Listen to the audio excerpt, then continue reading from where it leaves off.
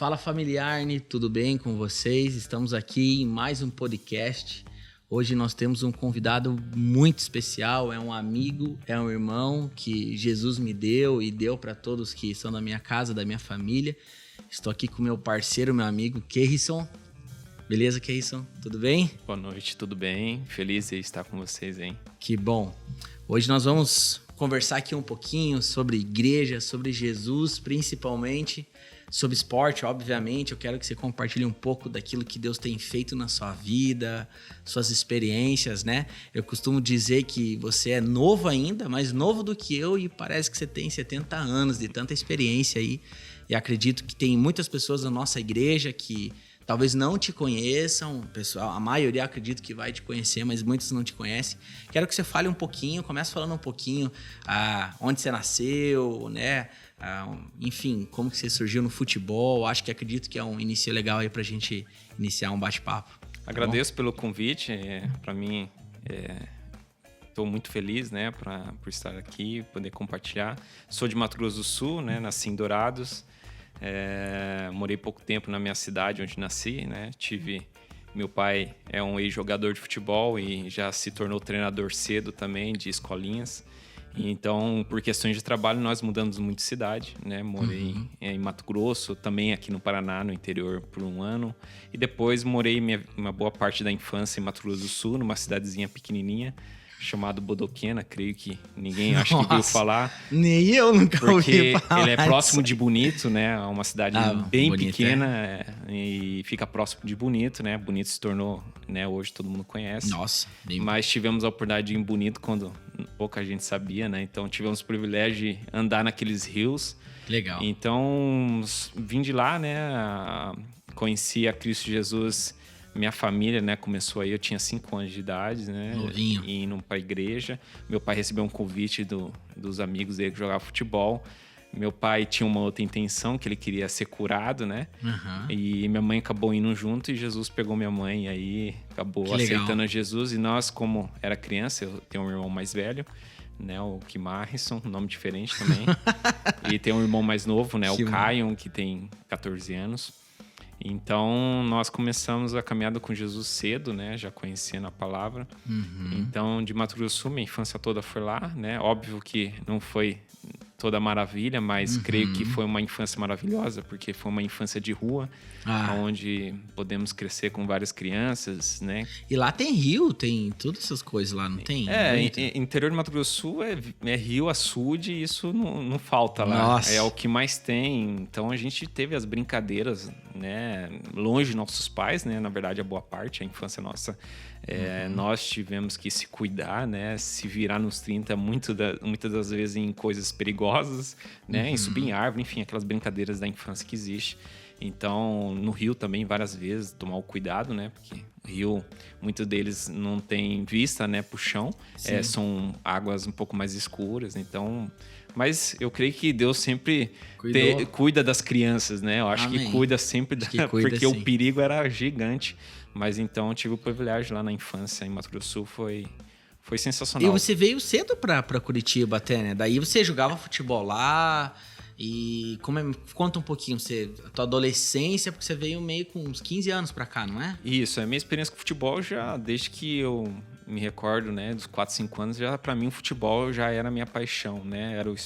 Não era só um esporte, eu já levava algo como seriedade, lógico, com brincadeiras na infância, mas já entendendo que eu queria muito, né, seguir nessa carreira. E com 13, 14 para 14 eu vim para Curitiba, né, saindo de Mato Grosso do Sul, já jogando em Mato Grosso do Sul, porque algumas pessoas me viram jogar lá, né, o meu nome, por ser diferente, né, creio que eu sou o primeiro, né, com esse nome acabou circulando, né, alguns empresários ficavam sabendo, né, daquilo que eu vinha fazendo em Mato Grosso do Sul. E acabei tendo a oportunidade de vir para Curitiba, onde dei a continuada, né, no futebol aí, né, na parte de categoria de base. Aí você chegou aqui e como é que fale um pouquinho dessa experiência? Porque você saiu novo de lá e você morava com sua mãe, com seus pais, não sei. Aí nesse período, você tinha lá 13, 14 anos, a sua relação também com Deus era aquela coisa de adolescente, né? E não sei, talvez ia um pouco na igreja. Fala um pouquinho dessa experiência quando você chegou aqui. Porque você morou com quem? Você morou sozinho? Como é que foi? Então, eu morava com meus pais já na capital, em Mato Grosso do Sul. A gente já estava alguns anos em Campo Grande, né, que é a capital de Mato Grosso do Sul. A minha relação, por ser cidade um pouco mais interior, a gente sempre teve muito forte um relacionamento dentro da igreja, né, com escola bíblica, com participações do grupo de louvores. Então existia o pessoal dos jovens muito forte, né? Quando é uma cidade um pouco menor, existe, parece um convívio um pouco, né, mais forte, porque é tudo próximo, né? Não que em cidade grande não é possível isso, mas como eu convivi, então o meu relacionamento com Deus era realmente muito forte. Tivemos várias experiências já desde cedo. E quando eu vim para Curitiba com 13, 14 anos, né, minha mãe sempre... assim, ela tinha essa confiança, ela não foi aquela mãe que ficava tão preocupada, porque ela sabia o quanto eu sonhava com isso, né, de mudar a realidade na nossa família, né, realidade total. E confiou em Deus, né? E confiou em Deus. O meu pai ficou um pouco assim, porque era um pai um pouco protetor, né? Sim. Então, mas de certa forma eu acabei vindo porque era um sonho, porque Mato Grosso do Sul, futebol não é um futebol que poderia me dar... Não tem muita expressão, né? Nacional não tem muita expressão. E então vim para cá, vem de uma cidade onde é muito quente, né? Mato Grosso do Sul é muito quente, e vim para uma cidade, né, que muda suas estações, principalmente ao frio aqui. Então, desde cedo eu não tinha roupas, né, muitas, né, acho que tinha uma calça jeans no máximo, e eu nem sabia que era Curitiba, né? Nós que moramos no Mato Grosso do Sul na época não tinha tanto acesso à televisão e só sabia falar de Rio e São Paulo. Então, Curitiba para mim era uma coisa bem nova, não tinha nem noção, mas era uma oportunidade. É isso que para mim mais importava, né, de ter essa oportunidade. E é legal de contar isso, porque antes de eu vir para cá, há um mês, dois grupos de empresários estavam querendo me levar, né? Um era para o Santos e o outro para cá, para Curitiba. E o pessoal lá do clube que eu estava em Mato Grosso do Sul não estava permitindo, né? E deixou eu até afastado do clube para negociações. Enfim, eu estava ficando um pouco bravo, porque eu queria jogar futebol, né? Continuar jogando, e o pessoal não permitia que eu fosse embora. E eu lembro que, na época, como adolescente, você fica um pouco bravo com algumas coisas, irritado. E como eu tinha um comportamento um pouco mais forte, teve uma semana que eu fiz uma oração a Deus, né? Falei com Deus durante essa semana, pedindo a Ele que era a última semana, né? Que fosse resolvida essa situação, que pudesse... Porque eu não conhecia os empresários, não sabia nada, mas eu sabia que Deus conhecia. E falei para Deus que se não houvesse de eu sair, eu ia encerrar minha carreira. Imagina, eu tomei uma decisão bem séria. E eu creio que quando chegou no sábado, isso foi num domingo que eu fiz essa oração, então no último dia da semana, que foi no sábado, veio uma resposta que o grupo aqui de Curitiba aceitou, teve que fazer o pagamento. Sim. E naquele momento eu entendia que era o propósito do Senhor que estava continuando, na verdade, acontecendo. Que legal, cara. E aí, fala um pouquinho, aí você chegou aqui em Curitiba, aí você jogou a categoria de base ali no Curitiba, né? Eu sou aqui de Curitiba também, então eu sei que você é muito conhecido ali na torcida Coxa Branca. Fala um pouquinho dessa trajetória no futebol, né? Que você chegou no Curitiba, realizou, ganhou coisas legais ali. Como é que foi esse processo daí para você dar sequência na carreira? No esporte, no futebol em si, tem seus desafios, né? Eu cheguei aqui, né, como eu falei, mudança de temperatura, mudança de tantas coisas novas, né? Desafio de estar em uma cidade maior. E óbvio que eu tive minhas dificuldades no início, mas creio que Deus estava me preparando para outras coisas que iriam vir.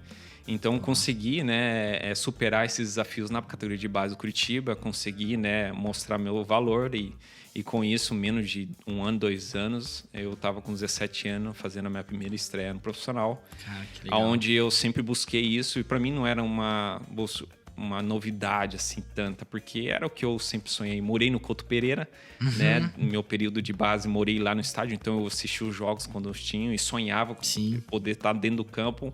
Então acho que toda vez que eu assistia, estava lá, para mim era a minha motivação estar em campo como profissional.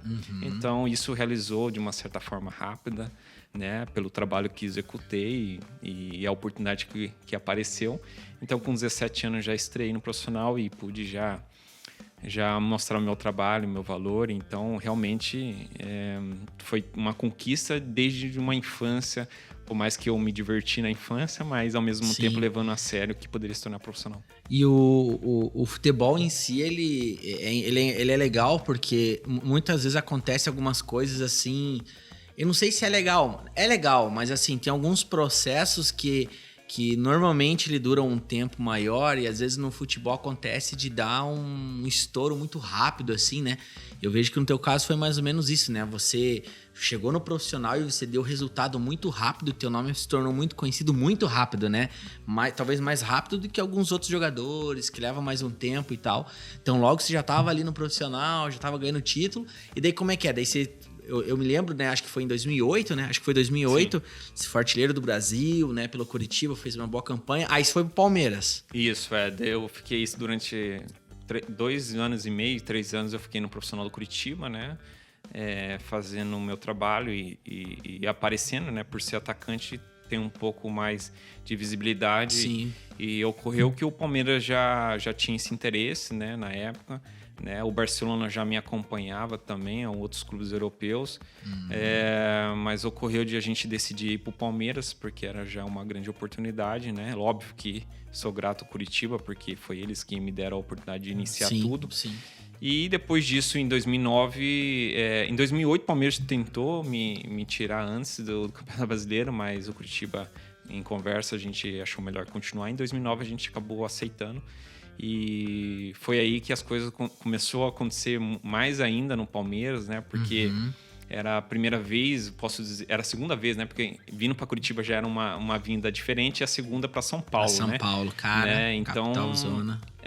Mas assim, eu, ao mesmo tempo eu tinha uma maturidade em relação ao futebol. Eu já tinha uma maturidade cedo, né? Meu pai me colocou e me ensinou em vários desafios dentro do campo.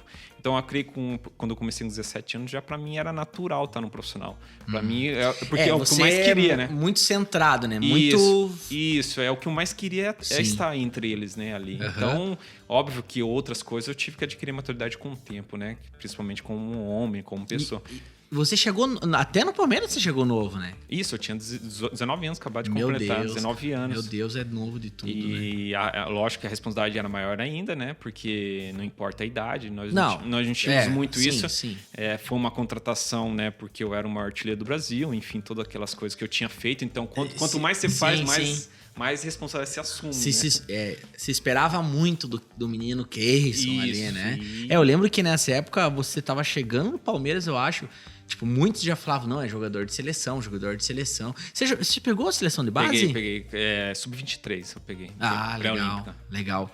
E aí depois, quanto tempo você ficou no Palmeiras? O mesmo foi uma passagem curta de 4, 5 meses, mais ou menos. Que daí logo apareceu uma oportunidade pra fora. Isso, é porque o Barcelona, como eu citei, eles já estavam... Já tava de olho. Já tinham conversado comigo, né? Já em 2008, quando eu estava no Curitiba.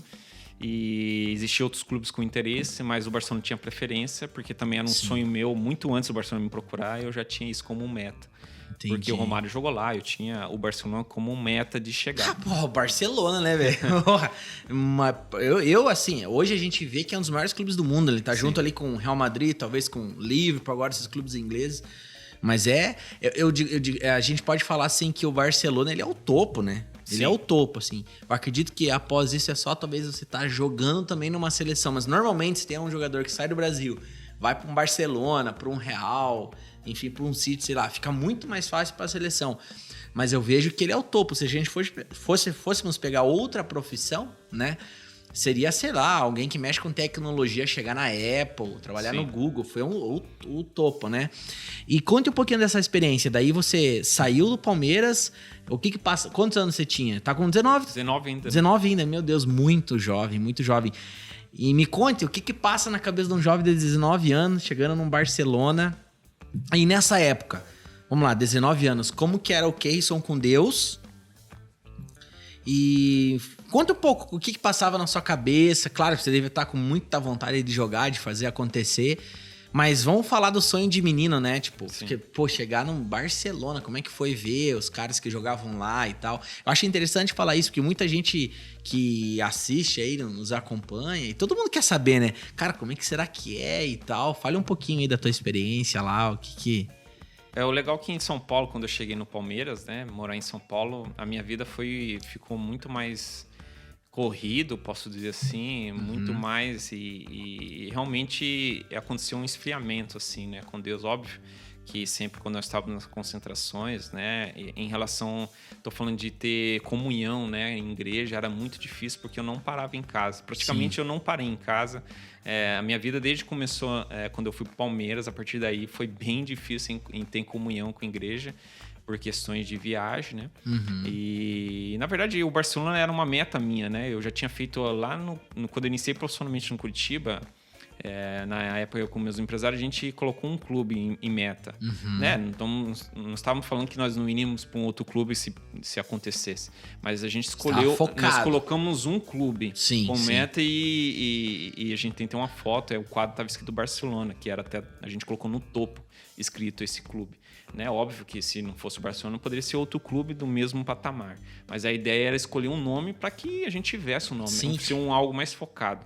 E ocorreu que aí, a partir do Palmeiras, né? Óbvio que eu não ficava jogando no Palmeiras pensando no Barcelona. Eu jogava no Palmeiras porque eu queria jogar no Palmeiras e meu foco era ali. Baita clube. E as coisas aconteceram muito rápido também no Palmeiras. Muito rápido, as coisas, eu fiz mais gols em pouco tempo do que eu fiz no Curitiba. Então, algo foi muito... Não, eu lembro, o teu nome ficou muito conhecido. Você acha que você é um que representa isso, que as coisas aconteceram muito rápido. Eu posso até dar um exemplo lá, vamos pegar um menino aí que é o Neymar, né, que acabou saindo do Santos.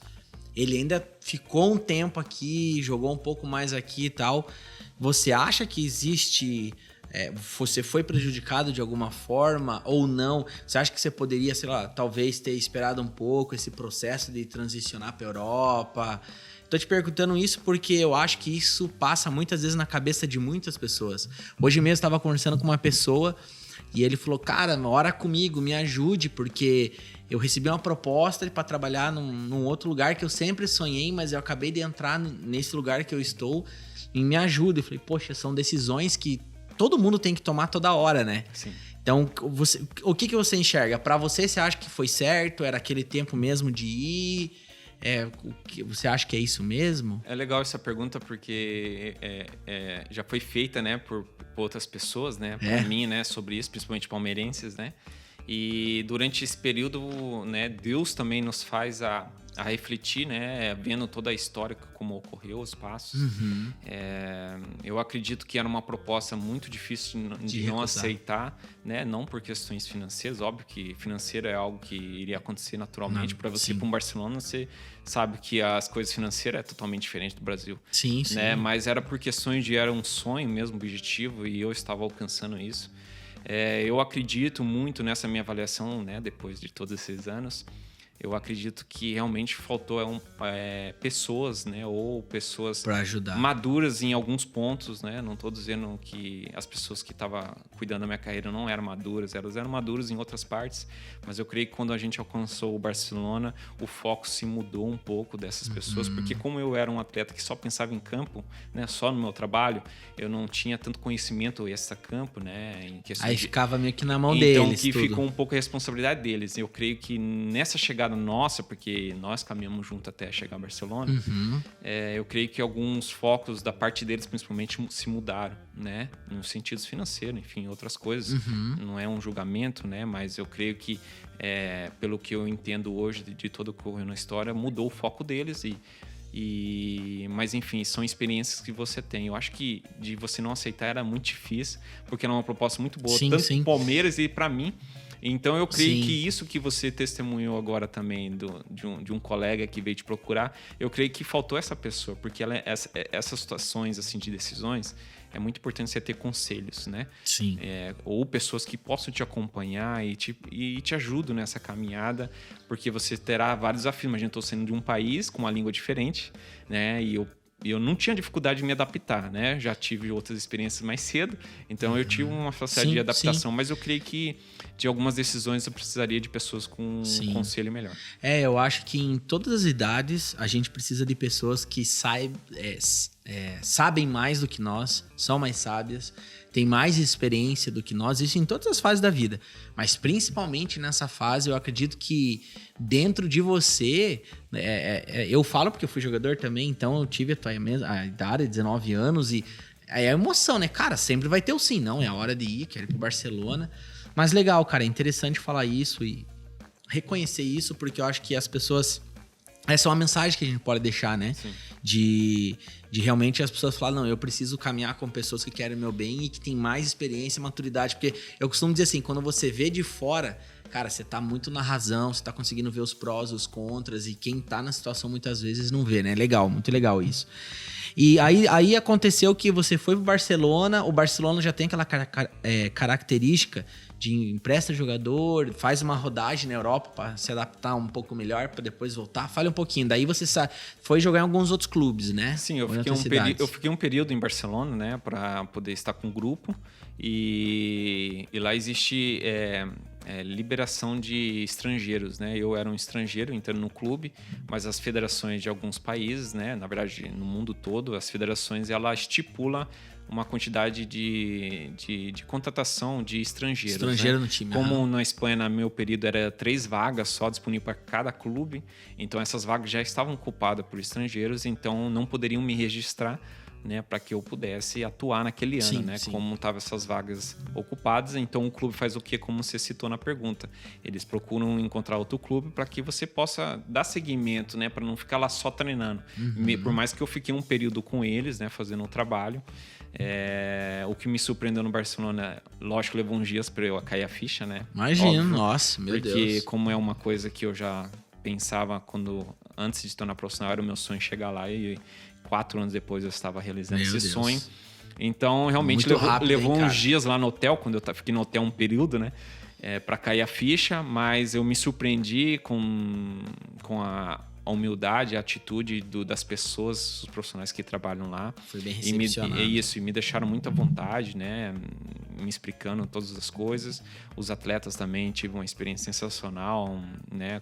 A gente sabe que o Messi já está há alguns anos. Eu cheguei lá, o Messi já tinha 2 anos de profissional já no clube, então já era o referência, né? Já era o 10 do Barcelona. Caramba. Então, assim, o que me surpreendeu foi a atitude desses atletas, dessas pessoas, né? Porque eles já eram, né, um dos melhores do mundo, né? Era um clube muito forte já no mundo todo. E o que me surpreendeu foi como esses atletas se posicionavam no dia a dia, né? Como algo normal. Que legal. E eu já ouvia no videogame, né? Em outras coisas. Sempre falam isso, né? Pô, eu vi o cara no videogame, daí do nada você tá ali com o cara, né? E você vê a atitude que ele tem contigo, você vê que não é nada normal, né? Porque a gente tem um pouco desse olhar, mas são pessoas totalmente normais, pessoas que amam o que faz. Que legal. Então, cara, o Barcelona me deixou demonstração pessoal e profissional muito grande. Aí é legal dizer que quando você estava no Barcelona, aí você foi morar em outras cidades, foi jogar em outros clubes, né? Sim. Nessa época você já estava casado, porque você namorava, né? Hoje você é casado com a Evelyn, né? Tem seu filhinho. Fale um pouquinho aí. Aí você saiu do Barcelona, você já estava casado? Não, eu não era casado. A Evelyn ainda era de menor, né? Num período, estudava ainda, então não poderia, né, ir para lá, né? Estar junto comigo. Ela esteve quando eu fui para Portugal, ela foi me visitar só uma vez com minha mãe. Então eu acabei morando sozinho nos períodos de Europa. Caramba. Eu acabei, lógico, minha mãe me visitava, a Evelyn foi algumas vezes me visitar, né? Mas assim, era meio difícil, né? Porque ela era de menor, né? Então tinha suas dificuldades, né? Em relação à viagem, a ficar no país por um período naquela época. E então, de certa forma, existe o desafio maior ainda, né? Eu acredito quando você sai fora por um país, né? Mesmo que eu estava namorando, não era um casamento, né? Você ficar sozinho, realmente vivi desafios gigantes, né? Morando sozinho e realmente parece que tudo aquilo que eu sonhei em buscar, né? A alegria parece que ela foi sumindo aos poucos, né? Primeiro porque existe um esfriamento, né, com Deus, né? Óbvio que em casa você tinha um relacionamento, mas não era mais aquilo que eu tinha anteriormente, né?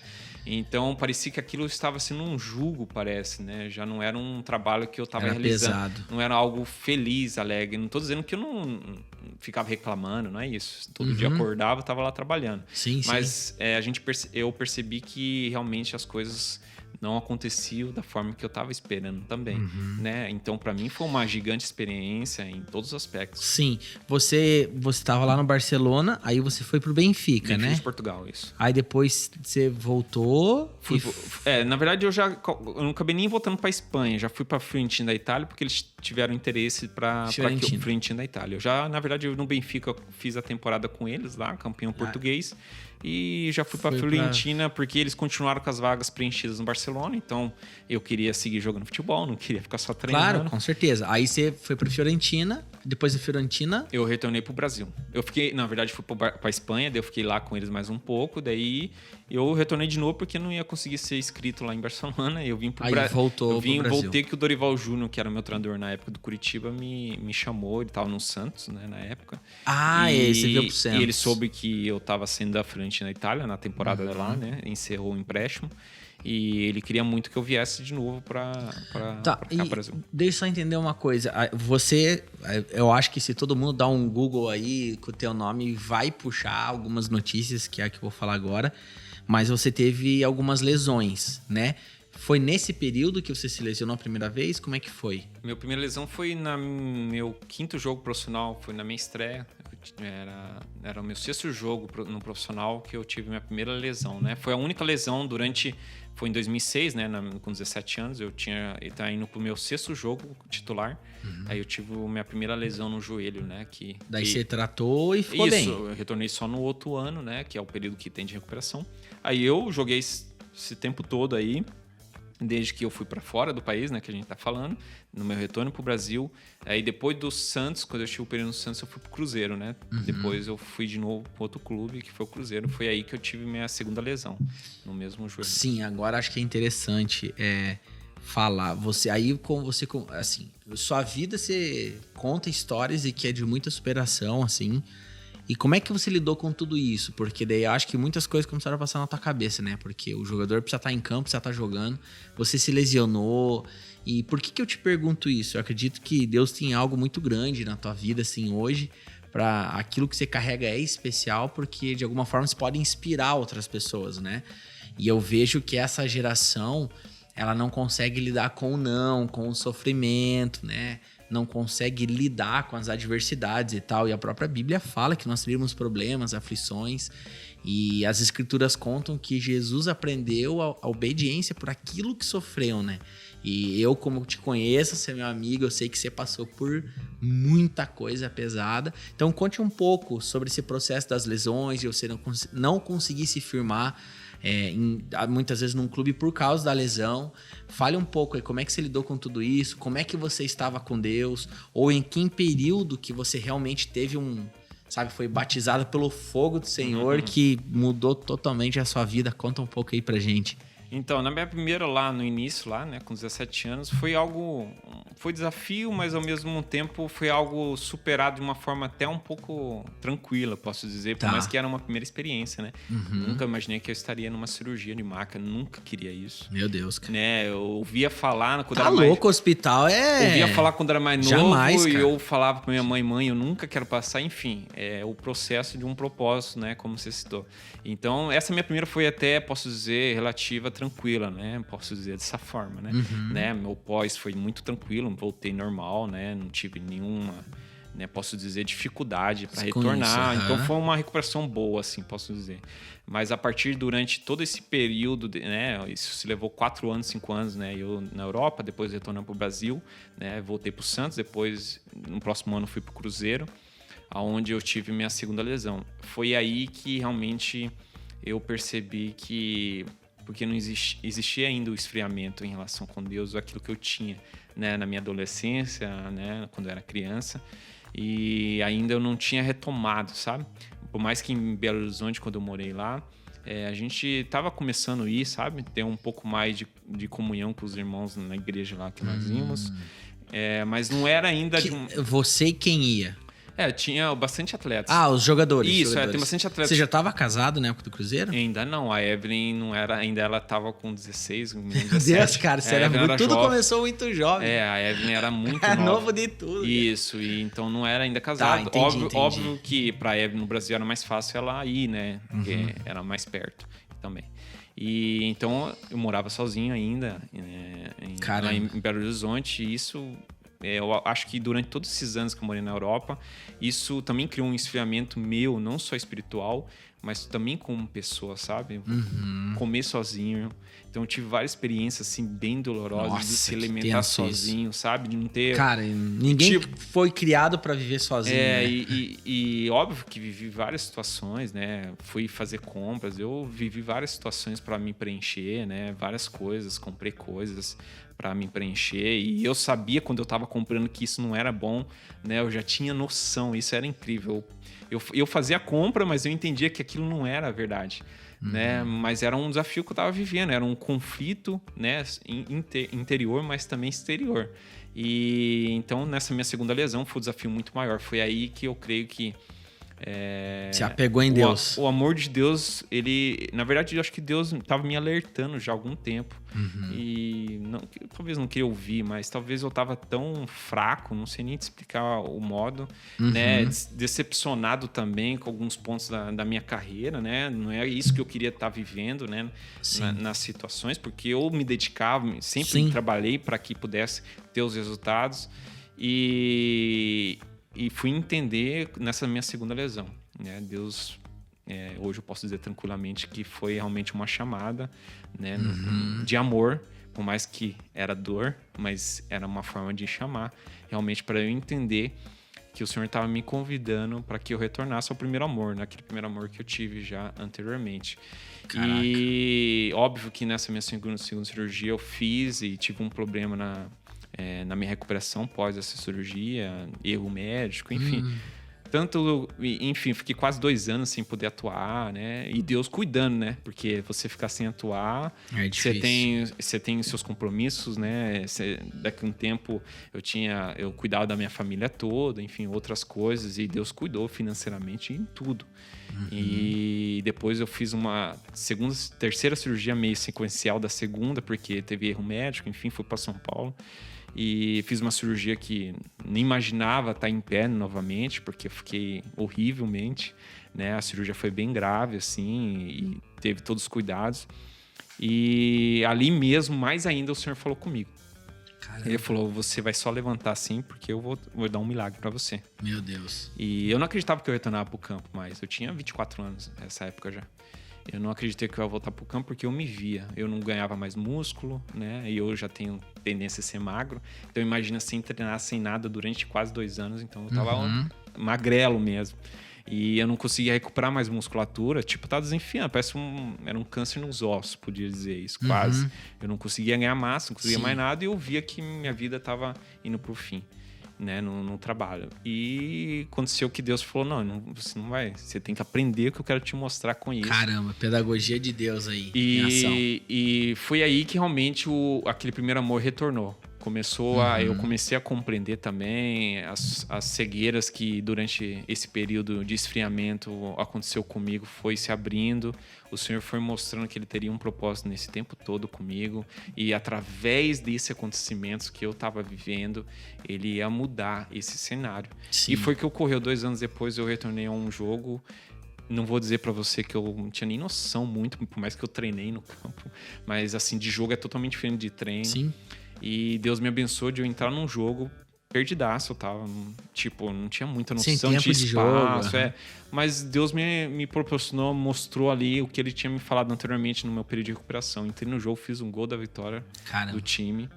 Enfim, todo mundo sabia o que eu já estava vivendo durante esse período. Foi algo sensacional. Em uma semana, assim, tantas mensagens, tantas coisas, e pude ali entender qual era o propósito de Deus. Eu pude falar também desse tempo, porque como eu não era um atleta que falava muito, eu não tinha muito... Você é mais reservado.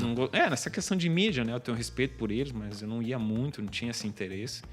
E Deus pedia para eu falar. Eu preciso que você fale o que você viveu.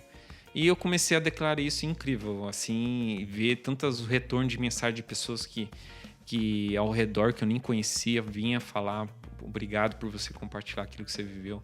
Então eu comecei a entender que existia um propósito em cima daquelas dores, existisse um propósito do Senhor, porque não era uma transformação só minha. essa transformação o Senhor queria fazer em mim para que eu pudesse compartilhar com outros Sim. que estavam vivendo Glória a suas Deus, próprias é isso. situações, né? Porque há pessoas vivendo as suas próprias, né? Não precisa ser igual a minha, mas são situações difíceis para elas, mas que Deus estava querendo mostrar que para ele tudo é possível. E ele mostrou isso muito claro. Que legal, cara, que legal.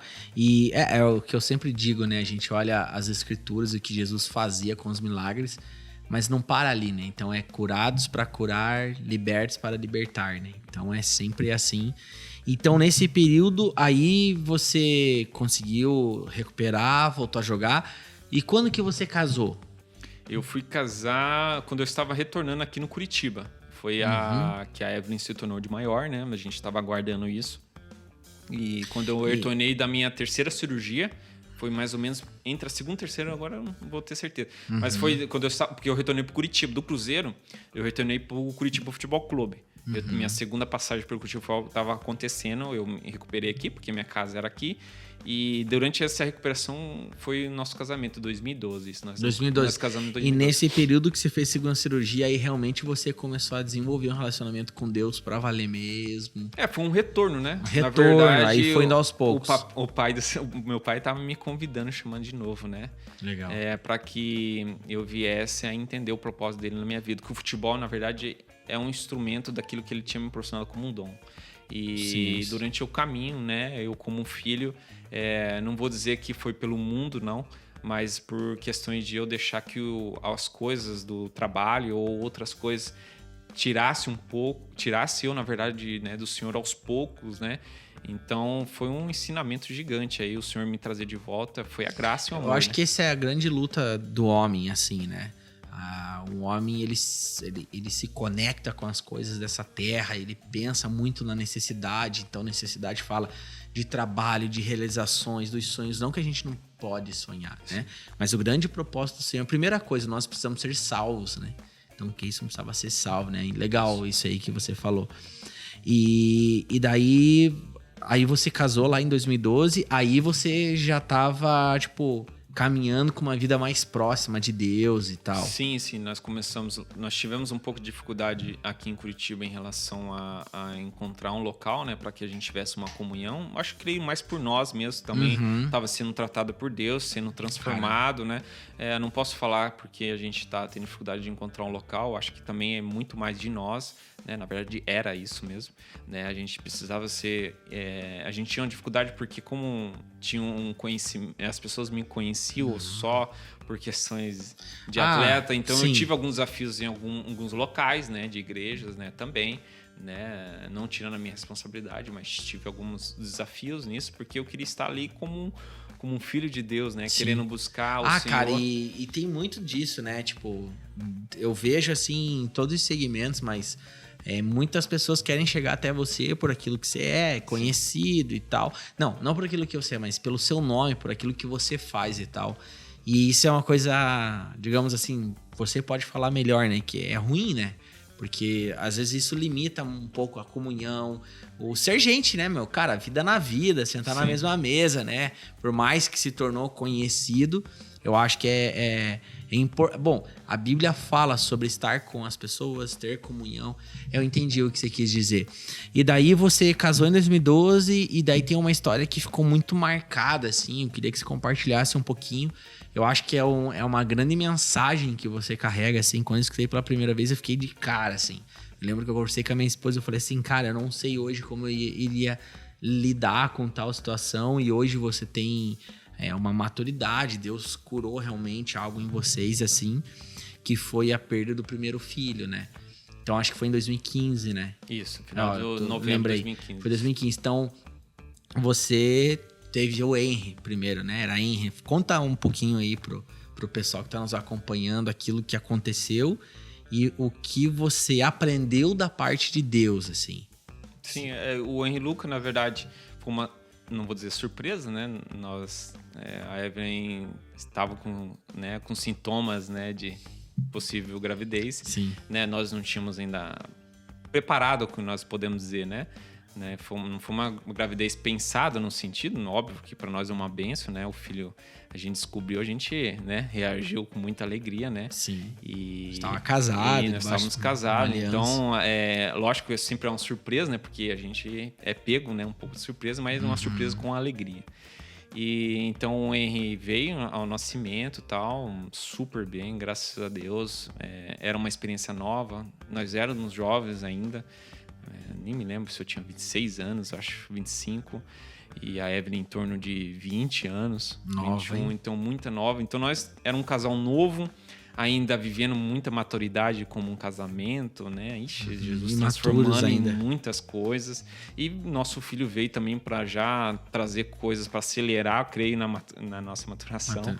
E com isso nós vivemos tempos preciosos, porque o Henry sempre foi um pouco avançado no seu desenvolvimento, né? Porque isso ele queria, né? E então começou a andar um pouco mais cedo, né? A correr muito mais cedo, ir para a escola, enfim, tantas coisas a gente conseguiu fazer. Mas eu creio que durante esse período do Henry foi o tempo que o Senhor nós nos aproximamos mais do Senhor, porque nós que tínhamos se afastado, né? O Senhor sempre esteve ali. E então nós estávamos vivendo uma maturidade melhor com Cristo, né? As coisas estavam melhorando. A Evelyn já tinha aceitado Jesus também e já tinha... Vocês como casal estavam crescendo. Isso, nós estávamos realmente ali buscando no Senhor um direcionamento, né? Em oração, né? Para achar um local também, para que nós tivéssemos uma cobertura, né? Comunhão. Um pai, fosse igreja, né? Fosse igreja, isso fazer parte do corpo de Cristo. Sim. Realmente, né? E então isso estava ocorrendo já, né? Então nós fomos pegos de surpresa, né? Quando o Henry tinha 1 ano e 11 meses. 1 ano e 11. 1 ano e 11. Você estava em Curitiba? Isso, eu estava no Curitiba jogando. E então ele estava um pouco gripado, aquela coisa de criança, né? Que tem. E nós levamos ele no pediatra. O pediatra falou que era uma gripe e tal. E a gente medicou ele. Eu lembro que foi num domingo, a gente estava numa igreja, eu percebi ele febril, né, assim, e na segunda a gente levou ele no pediatra, o pediatra avaliou ele e deu os remédios. Na terça-feira ele começou a não ter uma reação tão boa, e eu sempre fui uma pessoa meio desconfiada, no sentido de olhar o comportamento, a diferença, sabe? E eu comecei a desconfiar um pouco do comportamento dele, porque como ele era muito agitado, ele queria só ficar no colo. E nós começamos, porque era o primeiro dia de medicamento, a gente entendeu que talvez seja um medicamento que estava deixando ele também fraco, porque estava uma luta, né, com a gripe, talvez, e ele começou a se alimentar um pouco melhor, a gente entendeu que estava melhor, mas na terça-noite a gente percebeu, após um banho que a gente deu para ele dormir, a Evelyn estava dando banho nele, eu peguei ele para secar e eu percebi ele um pouco diferente, ele se comunicava, já falava bastante coisa, e eu comecei a perceber que ele estava um pouco amarelo, sabe? Uma cor diferente. Caramba, que loucura. E eu sempre fui, em relação à saúde, sempre busquei conversar muito com o médico, ouvir opiniões de várias coisas, né? Então eu sempre fui uma pessoa que queria aprender. Então ali eu tinha um pouco de conhecimento, porque eu já tinha passado por algumas cirurgias, então eu tinha noção em relação ao como a coloração de uma pele, enfim, tantas outras coisas. E eu pedi para a Evelyn se trocar rápido, né, de uma forma tranquila ali, e falei, vamos no hospital, amor, acho que vamos levar ele e tal, para ver como que ele tá. Mas ele não demonstrou nada, ele tava normal, conversando comigo, perguntei se tava tudo bem, ele respondeu, mas eu não percebi muito que ele tava. E então nós trocamos ele rapidamente, né, ele ficou até enrolado um pouco na toalha, e ele começou até a fazer as necessidades deles, parece meio que sem controle, sabe assim, parecia. E eu peguei o carro, né, eu fui no hospital mais próximo, no gás, né, a linha de noite a gente nem pensa muito, óbvio, evitando qualquer acidente, mas muito rápido. Foi correndo. E chegamos no hospital, fomos numa emergência, a Evelyn entrou primeiro, fui estacionar o carro. Aí o pessoal da emergência demora um pouco, né? Tem que registrar lá. Eu pedi pra moça permitir que a Evelyn entrasse lá, seja atendido, e eu ficasse lá com os documentos pra se fazer. Dando entrada lá. E, enfim, e ali você passa por uma parte, né, do hospital que tem que fazer a avaliação, as enfermeiras, né, perguntam... Triagem que fala, Triagem, né? Isso, o que ocorreu. Tinha um menino sendo atendido ali, a gente teve que aguardar um pouquinho, né? E aí a enfermeira vem fazer as perguntas, a gente tentou explicar como eu tô explicando aqui rápido, né? Ele tá febril, fomos no pediatra, né, explicando toda a situação. Aí elas começam a fazer para colocar, para ver como tá o batimento dele, né? A gente limpou ele porque ele tava cheio de fezes, né? Que não tava controlando mais isso, colocamos fralda e tal. E aí chegamos lá, ela colocou para ver o batimento, né, tal, e viu que o batimento dele estava muito alto, né? Na verdade, eu vi no monitor o batimento dele alto, eu lembro que estava em torno de 200 e pouco. Nossa. Eu me estranhei porque a gente, quando treina, a gente faz treinamentos com batimento e nós chegamos a 180, né? No máximo, às vezes 190, não chega mais que isso, né? Só se a pessoa tiver um problema de coração, aí às vezes o coração pode correr risco, né, de saúde. E eu fiquei assustado porque ele estava deitado numa maca, né, 200, mesmo sabendo que uma criança tem um pouco de batimento um pouco maior que de nós adultos. E eu não falei nada, e a enfermeira, eu vi que ela foi chamar a médica responsável da UTI, né, que estava no setor de UTI de crianças, né, uma experiente. E aí que ela desceu, enfim, eles deram um remédio, né, daí o batimento dele conseguiu equilibrar, né, chegar nos 80 ali, 120, ficar equilibrado. E aí pediram para que eu fizesse o quarto lá, né, eu fui, né, a Evelyn ficou com ele. Eu fui fazer lá para registrar lá para pegar o quarto, que ele ia ficar dando entrada ainda. Dando entrada, ele ia ficar acompanhando, né, o médico queria acompanhar ele aquela noite, né. E com isso eu fiquei lá uns 20 minutos, porque tinha pessoas na minha frente e tal. Aí liga um telefone diferente, isso era 10 da noite já. Um telefone diferente no meu telefone. Eu não sou muito de atender telefone diferente. Mas nesse dia eu falei, vou atender, né? Atendi, era já a Evelyn chorando no telefone, eu não entendi nada. Ela só pediu para que eu fosse onde eles estavam, né? Porque é um pouco distante, assim, o hospital, a parte ali. Então eu saí, pedi pra moça secretária, ó, deixa os documentos que eu pego aí, minha esposa tá me chamando. Então eu saí correndo pelo corredor, cheguei lá, minha esposa já não tava dentro de uma sala, que é a sala onde eles atendem. E ela tava chorando e eu fui perguntar o que ocorreu e tal. Eu esperei ela se acalmar um pouco, porque eu não tava entendendo nada, né, que tava ocorrendo. E ela explicou que a doutora desceu e precisou fazer os procedimentos e tal, e pediu para que ela saísse, né, para que ela pudesse fazer o trabalho dela ali com mais calma. Enfim, nós ficamos ali sozinhos, nós dois, no corredor, numa escada ali, acompanhando toda a entrada e saída, porque como não era ainda na UTI, eles estavam ainda né, então não tinha tanto equipamentos assim, né? Tá. Então o pessoal começou a trazer os equipamentos que precisavam naquele momento. E eu tentei ligar para o médico, né, com as pessoas, porque no momento a gente não pensa nada, né, cara? Orando, mas tentando ligar para as pessoas, eu liguei para alguns amigos para ir para o hospital, tal, depois, porque depois, enfim, a gente nem sabia o que ia acontecer, né? E aí isso passou 40 minutos, essa correria, e chega um momento que as coisas ficaram em silêncio dentro do hospital, né? E a gente não sabia o que estava acontecendo, porque a gente só ficava no corredor olhando de fora, né? E eu percebo que a médica sai e ela nos chama para uma sala ao lado. E, enfim, ela começa aquele procedimento de médico, né? Falando. E até então a gente tá achando que tá tudo certo, né? Porque a médica foi muito sábia, né? Nas palavras dela, da explicação do que ocorreu, né? E até então a gente tava achando que tá tudo certo, que eles tinham conseguido controlar toda a situação, né? Mas quando ela chega no final falar que o coração dele não resistiu, a gente... Porque ela não chegou, o médico tem um protocolo de fala. Né? Sim. E a gente ficou um pouco meio perdido ali.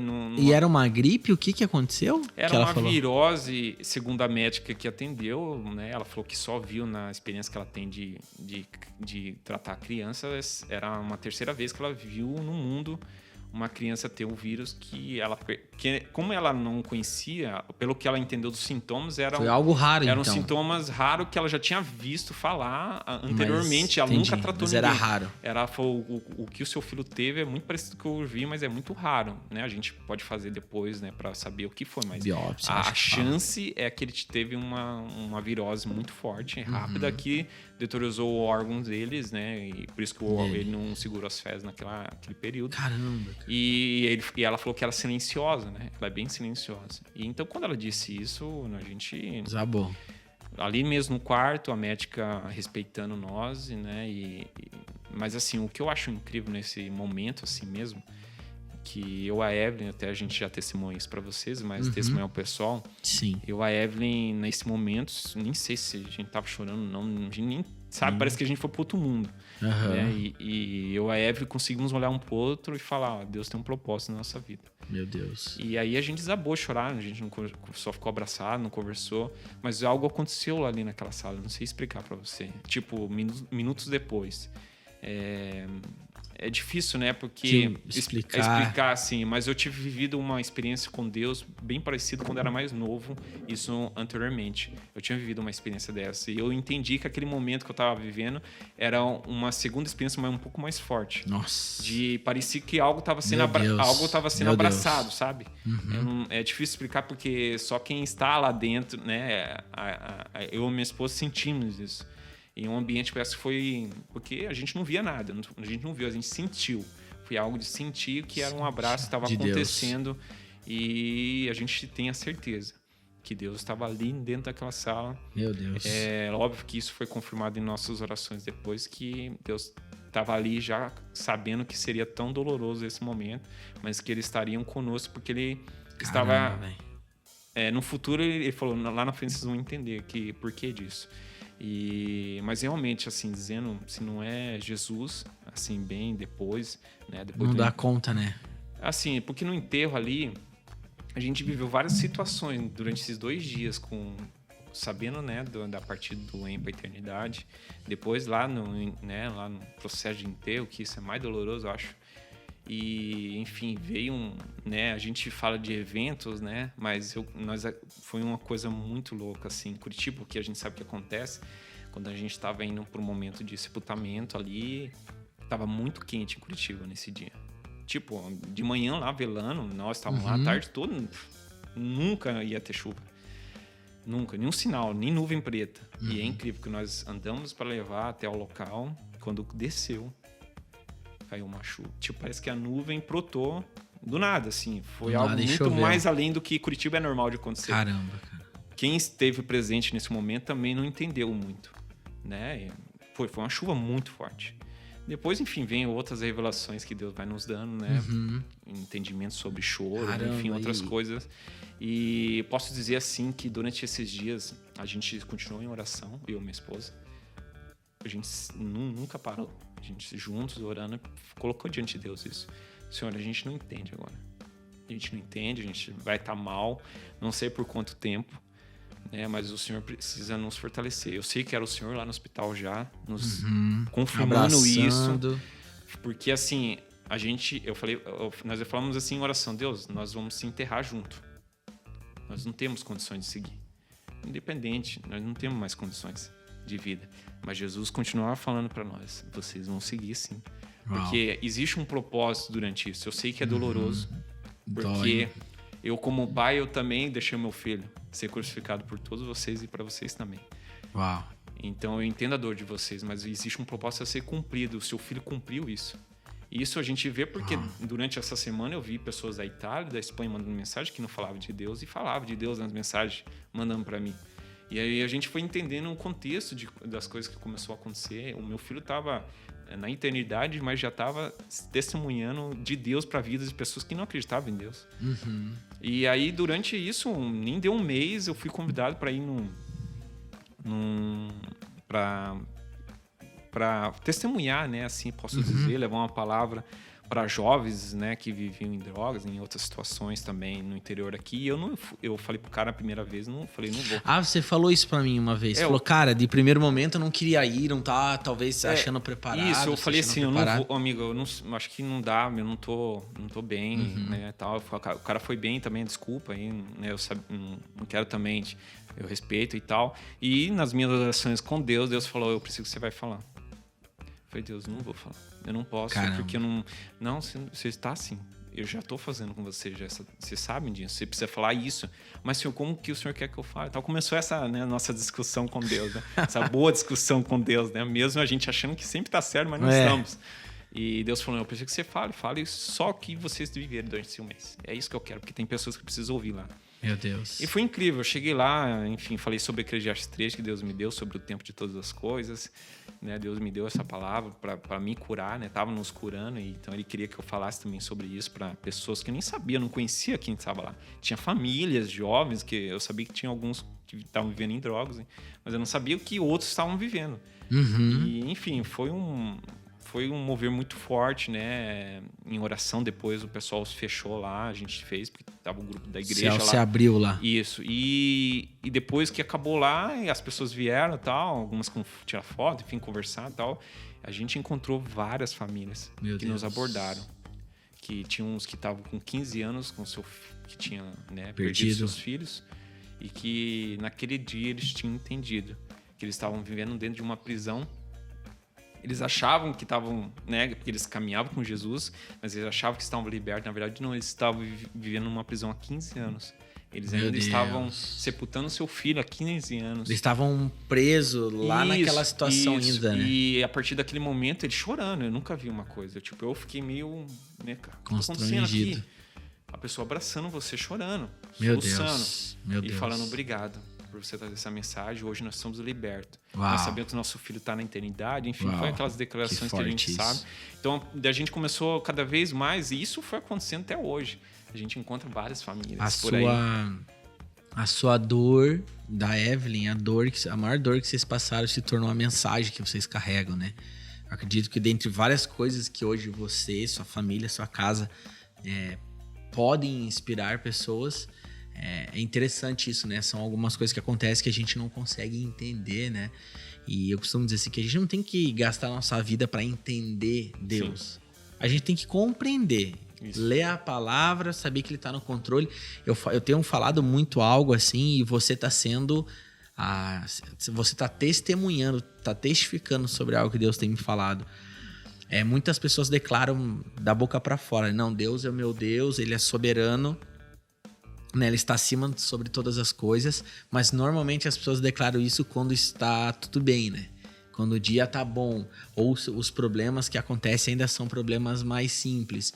Agora, a gente ter esse coração totalmente entregue a Deus e declarar no dia difícil, no dia mau, no dia da dor, no dia escuro, no dia da perda: não, ele continua sendo meu Deus, ele tem um propósito em tudo isso. Cara, isso eu acho que é o que mais o Espírito Santo tem que fazer nos nossos corações. Você me prega sobre essa atitude. Hoje eu sou pai, né? A Amanda tem 7 meses, aí vai fazer 8 meses. Eu não consigo imaginar como é passar por uma situação dessa, mas Deus realmente estava no controle, com certeza. O Henry tá nos braços do Pai com toda certeza, e a própria Bíblia fala que Deus se alegra daqueles que são dele quando morrem, né? Então a dor fica, mas aprove a Deus acontecer isso com você, né? E que mensagem, cara, eu acho isso incrível, porque é muito para esse tempo, assim, né? Eu vejo que a gente tá vivendo aí o fim dos tempos, muitas coisas acontecendo, e aparecer você com uma mensagem dessa, assim, cara, eu acho que Deus ainda vai fazer muita coisa através da sua vida. E eu acho que na vida de todo mundo, né? A maior dor, as maiores perdas, talvez, aquilo que o Senhor nos liberta é aquilo que a gente vai fazer com que outras pessoas sejam libertas, né? E eu acho legal também, para complementar, que posso dizer que é um teste também, né? Nós vivemos isso, né? Independente do tamanho, né? Dos testes, dos momentos, eu vejo que Deus que queria saber até onde nós realmente ama a Deus. Uau!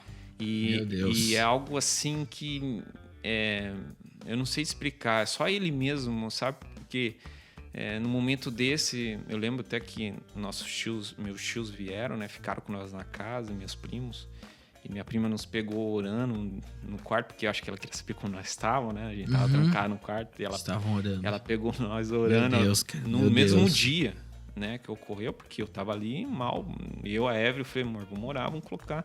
É só pra continuar aqui, é só dando. A gente não vai conseguir dormir, não vai conseguir nada. Não tem outra situação. E eu lembro que nossa prima entrou assim, não por invadir nossa privacidade, mas ela queria saber como nós estávamos, né? Eu entendi isso, eu não fui um cara grosso. E ela pediu desculpa, até fechou e tal, e ela deixou uma carta depois para nós. Ela vai conhecer a Cristo ainda. E ela falou: olha, eu nunca vi fé de vocês igual. Então a gente não fez isso para mostrar para ela. A gente tava no nosso quarto fechado com a porta. Ela entrou, né? Tava destrancado.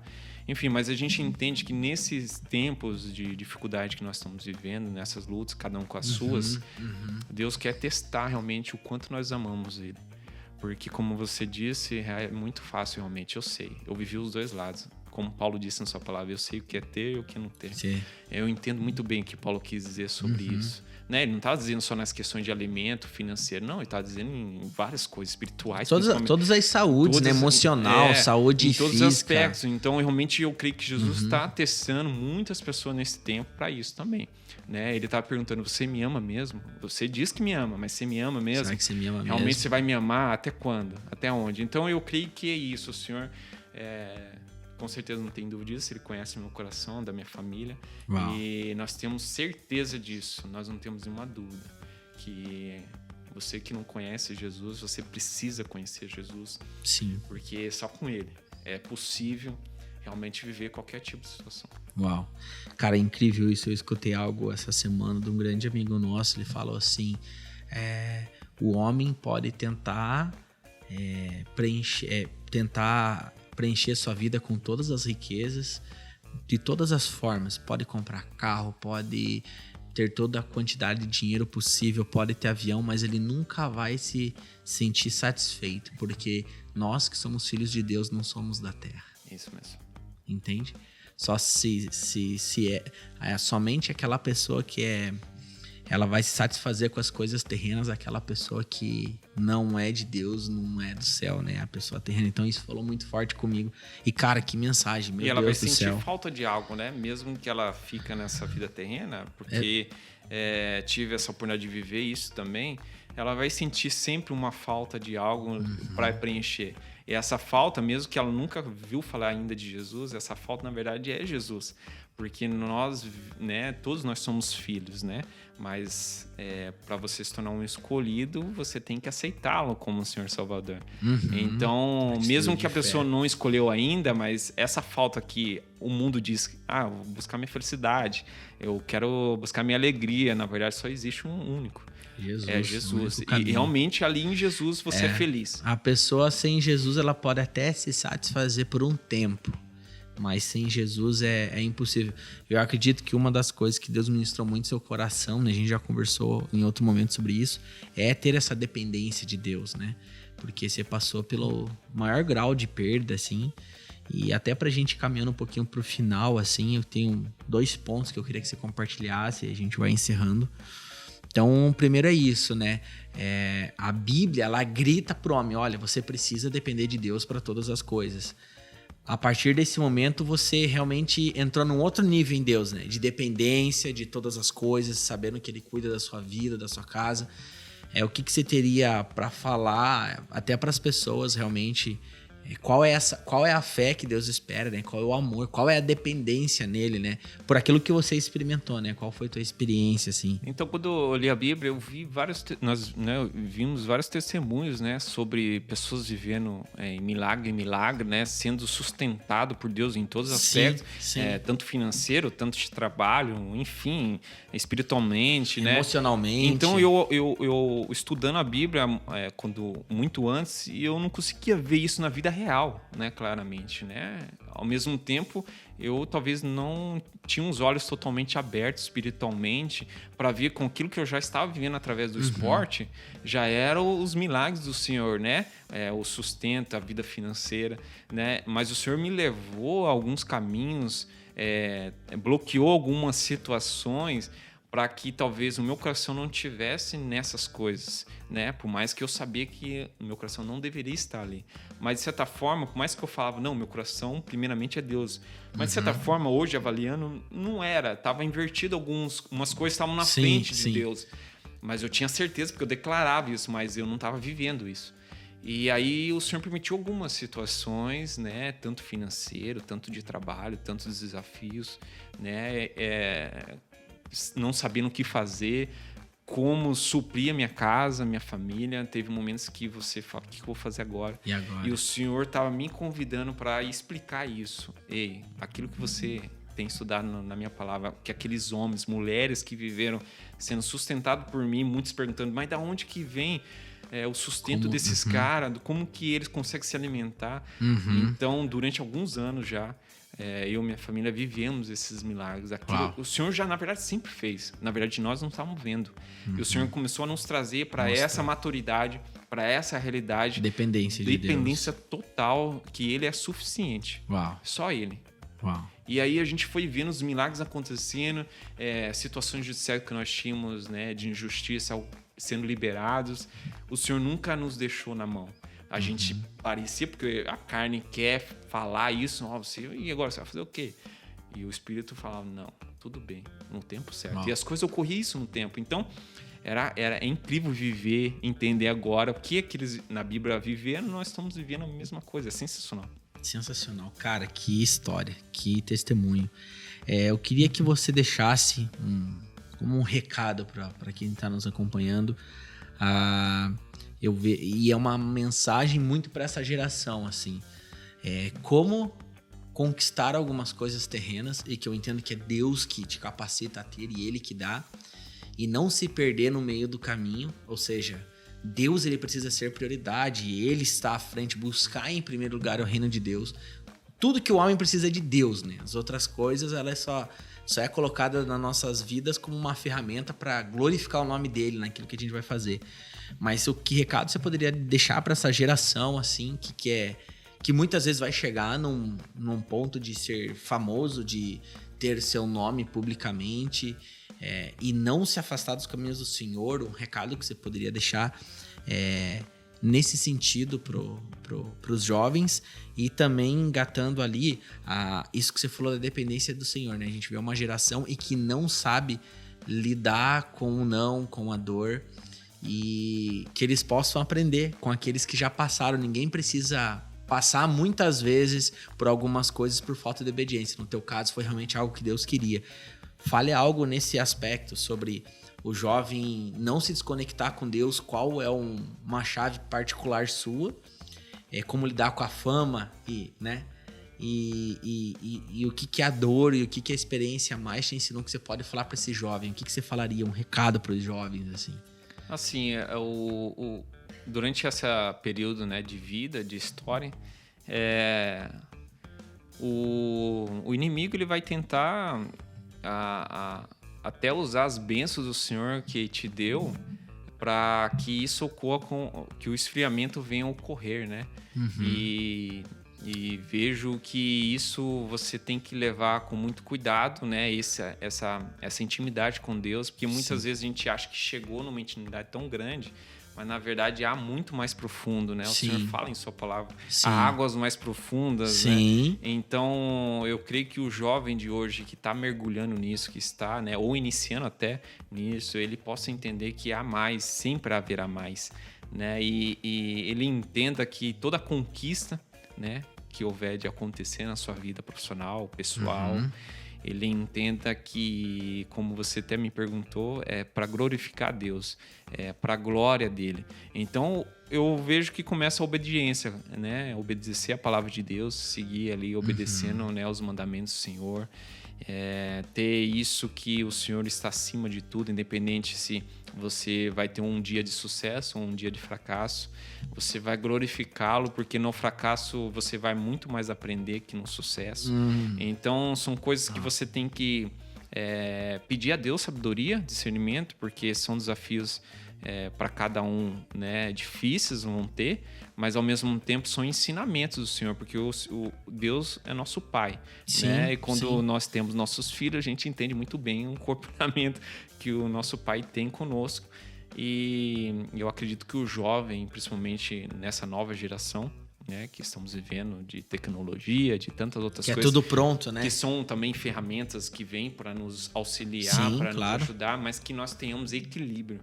Eu vejo que o equilíbrio ele é fundamental, independente de idade. Eu acho que, como você falou, a pessoa não precisa viver o que eu passei ou o que você passou. Para poder aprender, ou né? Ela, eu quero viver para sentir. Não, eu acho que não. Hoje, como nós temos um pouco de experiência, a gente sempre está ouvindo algumas outras pessoas mais experientes para não viver algumas situações. Hoje nós temos entendimento. Então, nós queremos compartilhar com os mais jovens isso, que eles possam ter essa sabedoria, que eles não precisam passar por isso, que eles venham ter um casamento saudável, venham ter uma família saudável, venham ter uma comunhão na sua igreja, onde ele realmente faz parte desse corpo e ele é muito importante, né? Com o seu dom que Deus vai revelar, né? Com tantas outras coisas que pode, e que ele venha fazer isso com muita alegria, mas não para o homem.